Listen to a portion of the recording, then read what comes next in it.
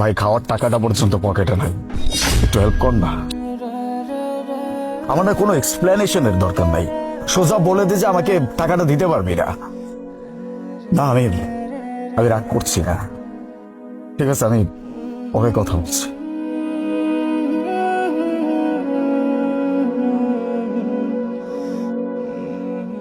আপনি সিঙ্গারা দুইটা খান। না না, আমি এই সিঙ্গারা খেতে পারবো না। দেখুন, গুরুজনরা কিন্তু একটা কথা বলে, কেউ যদি খাবার দেয় তাহলে মুখের উপর না করতে হয় না, খাবারটা খেয়ে ফেলতে হয়। নিন, আপনি এটা খান। না না, তারপরেও আমি খাইতে পারবো না। আমি বুঝতে পারতেছি আপনি হয়তো এটা দাম নিয়ে চিন্তা করতেছেন, তাই না? দাম নিয়ে চিন্তা করতে হবে না, আপনি এটা নেন, আপনার দাম দিতে হবে না। নিন, আরে ধরুন তো।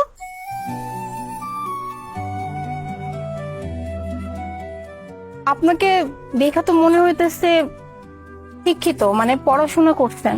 তাহলে আপনি কোনো কাজ কাম করেন না, মানে কোনো চাকরি বাদা করেন না?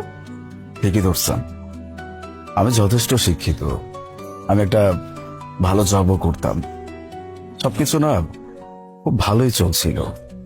এর মধ্যে হঠাৎ করে কোম্পানিতে একটা বড় চুরি হয়ে যায়, সবাই কেন যেন আমার উপরে দোষটা দিয়ে দেয়। আমি অনেক বোঝানোর চেষ্টা করছি যে আমি কোনো চুরি টুরি করি নাই, সত্যি কথা বলছি, আমি না চুরি করছিলাম না। এরপরও আমাকে চুরির দায় অফিস থেকে বের করে দেয়। তারপরে কি করব কিচ্ছু বুঝতে পারতেছিলাম না। কাছে যেই কিছু টাকা ছিল এটা দিয়ে কয়েকদিন খুব ভালোই চলে গেছে, কিন্তু এখন না পকেটে খাওয়ার মতো টাকাটাও আমার কাছে নাই। এজন্য বন্ধুর সাথে একটু চিল্লাচিল্লি করছিলাম। কি করব বলেন, চাকরিও নাই, পকেটে টাকা নাই, পেটে ক্ষুধা, সবকিছু মিলিয়ে একটু পাজেল হয়ে গেছে আর কি। দেখেন, ও শুধু শুধু মন খারাপ করবেন না। মানুষের জীবনে তো এই দুঃখ, এই কষ্ট, এইটা মিলাই তো জীবন। আপনার জীবনে অনেকটা দুঃখ চলতেছে, এরপর সুখ চলে যাবে, এত কিছু ভাইবেন না।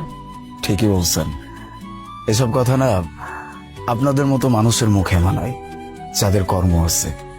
দেখেন, দিন শেষে আপনি ছোট্ট একটা দোকান চালাইলেও কিন্তু আপনার একটা কর্মস্থল আছে, সেখান থেকে আপনি কিছু টাকা ইনকাম করতে পারছেন, যে টাকা দিয়ে আপনি আপনার পরিবার, আপনার মা বাবা, আপনার ভাই বোন, এমনকি নিজের খরচ সবকিছু আপনি কষ্ট করে হলেও ভালোভাবে চালাইতে পারছেন। আমি না সেইটাও পারছি না, আমার কাছে একটা টাকাও নাই, আমার কাছে কোনো কর্ম নাই, আমার মাথায় অনেক দায়িত্ব, অনেক প্রেশার। আমার মা বাবা অসুস্থ, তাদের চিকিৎসার খরচ, আমার নিজের চলাফেরার খরচ আমি না আর নিতে পারছি না। আসলে আমরা মানুষরাই এমন, তাই না? মানে দূর থেকে যারা দেখবো মনে হইবে হে কত সুখে আছে, কত ভালো আছে। কিন্তু প্রত্যেকের জীবনে না একটা দুঃখ থাকে। এই যে আপনি যেমন আমার কইলেন না যে আমার তো সবকিছু আছে, কাম আছে, দোকান আছে, খুব ভালোই আছে। বাস্তবার্থে আমার জীবনটা খুব একটা ভালো নাই। আমি গ্রামে থাকতাম, ভালোই ছিলাম জানেন। পরে একটা পোলার লগে আমার প্রেম হইল, ভালোই প্রেম। পোলারটার অনেক ভালোবাসতাম আমি, আর শুধু ভালোই বাসতাম না, আমি বিশ্বাসও করছি। বিশ্বাস কইরা ওর হাত ধরে শহরে চলে এসেছি। যখন বাপ মায়ের কইছিলাম, বাপ মা রাজি হয় না। বাপ মা এক কথা কইছে, ওই পোলার লাগে কোনোভাবে তোর বিয়ে দেব না। কিন্তু ওই যে আমি তো পোলাটার অনেক ভালোবাসছি, অনেক বিশ্বাস করছি, তাই ও আমার যা কইছে আমি তাই বিশ্বাস করছি। ওর হাত ধরে চলে এসেছি শহরে, কাউরে চিনতাম না, জানতাম না, অথচ শহরে এসে জানি যে ও একটা বাটপার। ও আমার যা কিছু কইছে সব মিথ্যা, সত্য কিছু ছিল না। ওই যে বাড়ির দেওয়ার সময় আমার মার যত গয়না গাটি, আমার বাপের যত সম্বল ছিল, টাকা পয়সা সব নিয়ে এসেছিলাম, শুধুমাত্র সুন্দর একটা সংসার পাত্ম দেখা। আর শহরে আসার পরে ওই পোলায় আমার কাছ থেকে ওই সব স্বর্ণ, টাকা পয়সা সব কিছু লেগেছে। আমার কাছে না থাকার কোনো জায়গা ছিল না। এই শহরটা তো আমার জন্য পুরো অপরিচিত, একটা মানুষ আমি চিনতাম না। মেলা কয়দিন রাস্তায় রাস্তায় ঘুরছি, রাস্তায় রাস্তায় থাকছি। পরে কি করবো কন, কাম তো করা লাগবো, কাম না করলে পেটটা চালাবো কেমনে? আর যে কাম কইরা আইছি গ্রাম থেকে, গ্রামে ফেরারও আসলে ওই মুখটা নাই। এই মুখ নিয়ে কেমনে যাবো বাপ মার কাছে? তাই আর বাপ মার কাছে যাওয়ার চিন্তা করি না। নিজেই চিন্তা করছি এই শহরেই থাকুন, এই শহরে যা কিছু করার করো, এরপর এই যে এই রাস্তার পাশে ছোট্ট একটা চায়ের দোকান দিয়ে বসছি। এমন বলতে পারেন আছি, মোটামুটি ভালোই আছি। তাই আপনারও কইতেছি শোনেন, এই যে আপনি আর মনে করতেছেন না যে আপনার জীবনে দুঃখ, চাকরি নাই, আপনি জীবনে কিছু করতে পারবেন না, আসলে এমনটা না। মানুষের জীবনে যখন দুঃখ আসে না, তখন মানুষ এটাই চিন্তা করে আমার জীবনটা মনে হয় এই শেষ, আমার মনে হয় সামনের দিকে আগাইতে পারবো না। কিন্তু জীবনে দুঃখ যখন আসবে, তার পরবর্তীতে জীবনে সুখটা আসবে। আপনি আজকে দুঃখ পেতেছেন, এমন হইতে পারে কালকে আপনার জন্য একটা সুখ অপেক্ষা করতেছে, তাই চিন্তা করবেন না। আপনি সিঙ্গারাটা খান। দুনিয়াটা কত অদ্ভুত, তাই না? আর আমরা মানুষরাই কত বিচিত্রময়। আমরা সবসময় সামনের মানুষটাকে দেখে এটাই ভাবি যে মানুষটা হয়তোবা অনেক সুখে আছে, বেশ ভালো আছে। এই জন্যই হয়তো গুণীজনেরা বলে গেছে, চকচক করলেই কিন্তু শোনা হয় না। আপনি তো আমার থেকেও খারাপ অবস্থায় আছেন, আমার তো তাও দিন শেষে একটু শান্তিতে ঘুমানোর মতো একটা জায়গা আছে। আপনার হয়তোবা এখন সেইটাও নাই। আচ্ছা ঠিক আছে, আমি কথা না কই, আপনার তো খিদা লাগছে, আপনি কাম করেন, সিঙ্গারাটা খান, আমি ওদিকে যাই, আমার আবার কাম আছে। Thank you.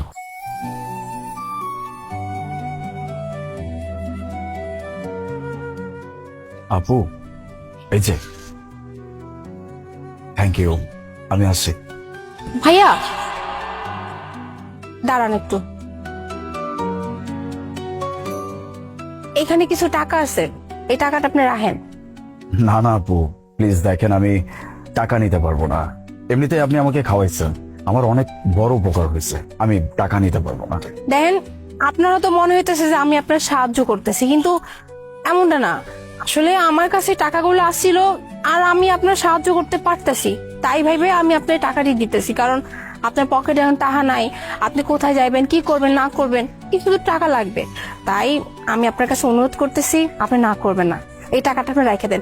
আর আপনার যদি বেশি সমস্যা মনে হয়, তাহলে আপনার যখন টাকা পয়সা হবে, ভালো একটা জায়গায় যাবেন, আপনি না হয় আমার টাকাটা ফেরত দিয়ে দেবেন। এখন এই টাকাটা ধরেন, আরে ধরেন। আপনাকে আমি ধন্যবাদ দিয়ে ছোট করব না, তবে আজকে আপনি আমাকে যে উপকারটা করছেন, এটা কখনো ভোলার মতো না।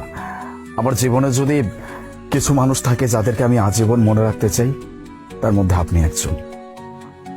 আমার জন্য দোয়া রাখবেন, আমি আসি। আর এই টাকাটা আমি অবশ্যই আপনাকে ফেরত। ভালো থাকবেন। আপনিও ভালো থাকবেন।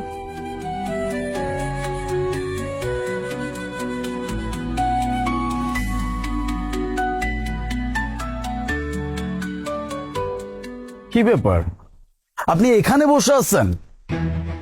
আমি আপনাকে খুঁজতে খুঁজতে এই পর্যন্ত আসছি। আপনার বাড়িতে গেছি, আপনার দোকানে গেছি, আপনার দোকানও নাই।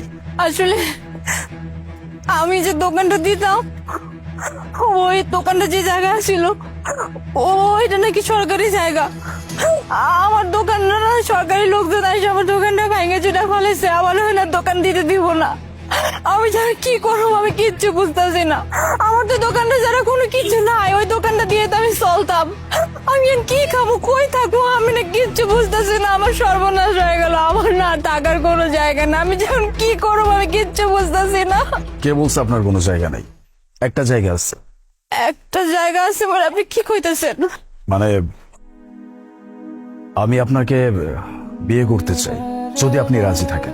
কি কইতেছেন? আপনি আমারে বিয়ে করবেন মানে? আপনি আমারে কেমনি বিয়ে করবেন?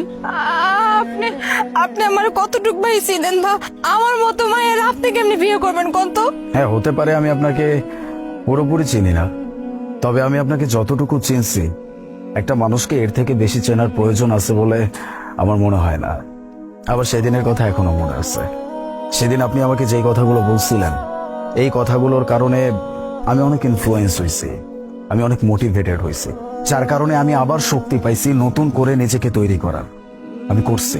আজকে আমার কাছে আবারও একটা নতুন জব আছে, স্মার্ট স্যালারি আছে, থাকার ভালো জায়গা আছে, খাওয়ার মতো ভালো খাবার আছে, সবকিছু আছে। শুধু দরকার আপনার মতো একজন মানুষ, যে কিনা আমার জীবনের যত উত্থান পতন যাই আসুক না কেন, আমাকে অন্তত মোটিভেটেড করতে পারবে, আমার পাশে দাঁড়াইতে পারবে। That's it. আমি আপনার মতো একজন মানুষকে আমার জীবন সঙ্গী হিসেবে চাই। আপনি কি রাজি? সবই বুঝলাম, কিন্তু তবু আপনি একটা আমার ভাইবা দেখেন, যে ভাইয়া গ্রাম থেকে আইসে একটা পোলার ভরসায় বিয়ে করলো, আর মানুষের জীবনে তো বিয়ে একটা বারই হয়, আপনি তবু এরকম একটা মায়ের বিয়ে করবেন? দেখুন, আমি একদম সত্যি কথা বলছি, কোনো মজা করছি না, কোনো মস্করা করছি না, একদম মন থেকে বলছি। আমি আপনাকে বিয়ে করতে চাই, যদি আপনি রাজি থাকেন। ঠিক আছে, আমি আপনার বিয়ে করুম, কিন্তু তার আগে আমরা বন্ধু হই, একজন আরেকজনের চিনি বুঝি, তারপর না হয় বিয়েটা করি। ঠিক আছে।